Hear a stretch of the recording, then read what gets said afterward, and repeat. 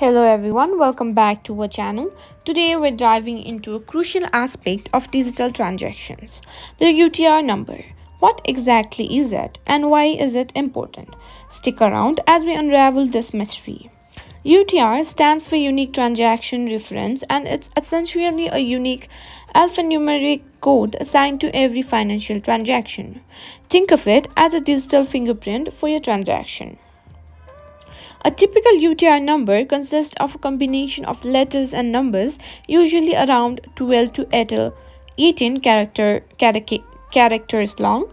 Each part of this code signifies something specific about the transaction, such as the bank, branch, and unique identifier. Now, you might be wondering, why is the UTR number important in PhonePe transactions? Well, it serves as a crucial piece of information for tracking your payments. Whether you're sending money to a friend or making a bill payment, the UTR number helps PhonePe and your bank identify and reconcile the transaction. So, how do you find the UTR number in PhonePe? It's quite simple.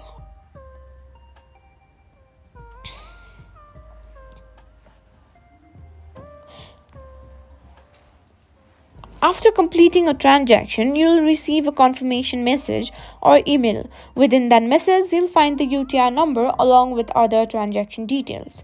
Remember, it's essential to keep track of your UTR numbers, especially for larger transactions or when dealing with multiple payments. This helps ensure transparency and makes it easier to resolve any discrepancies that may arise.